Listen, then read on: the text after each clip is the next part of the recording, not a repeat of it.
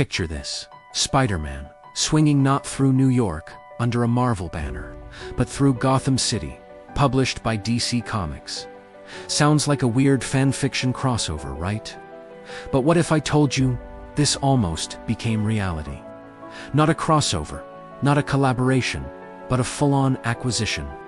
In 1984, the Marvel Comics we know today, this absolute juggernaut of entertainment, was on the ropes. The company was struggling.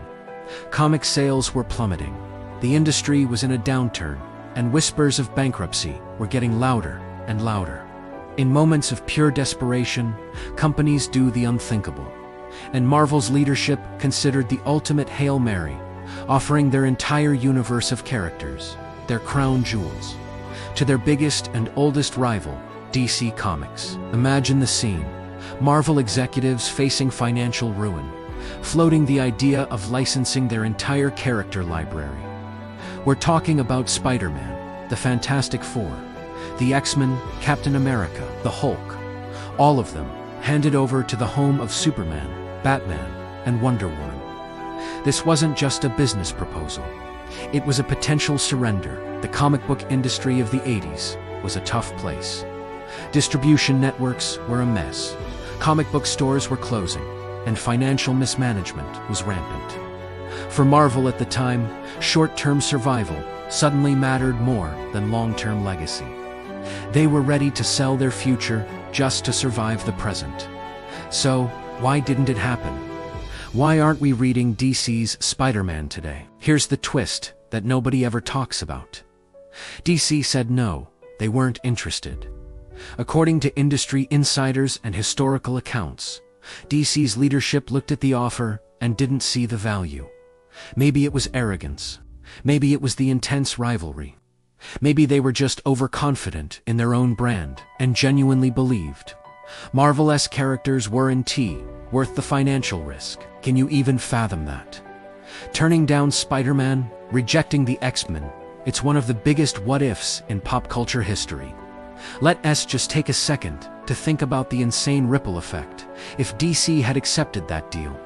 The Marvel Cinematic Universe, the MCU, would almost certainly not exist. There would be no Marvel Studios as we know it. No Iron Man kicking things off in 2008. No Avengers assembling.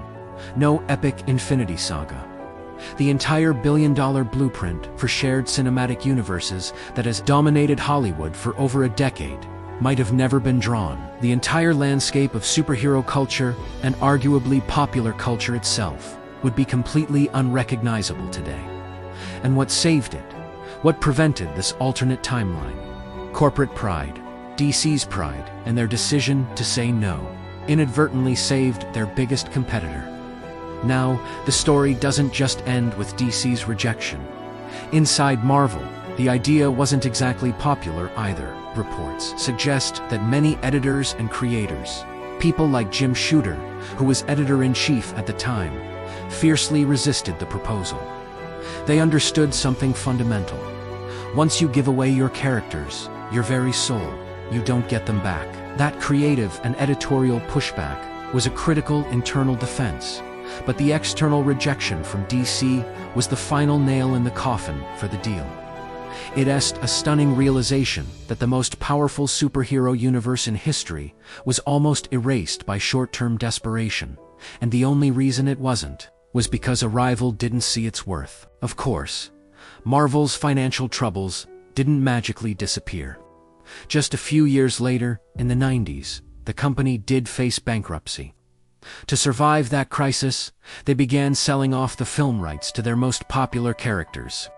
Spider-Man went to Sony.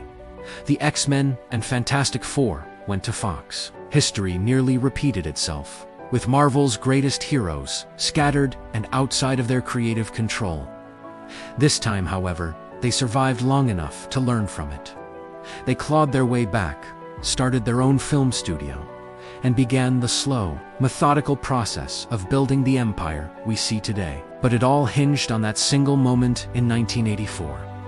Sometimes history isn't shaped by bold moves and brilliant strategies. It's shaped by the deals that fail.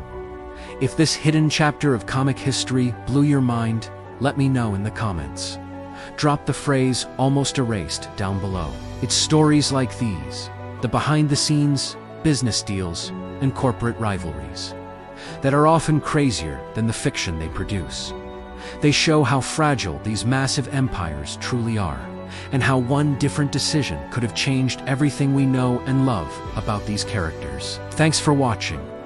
If you want to uncover more stories like this, make sure to like this video and subscribe to the channel. I'll see you in the next hidden chapter.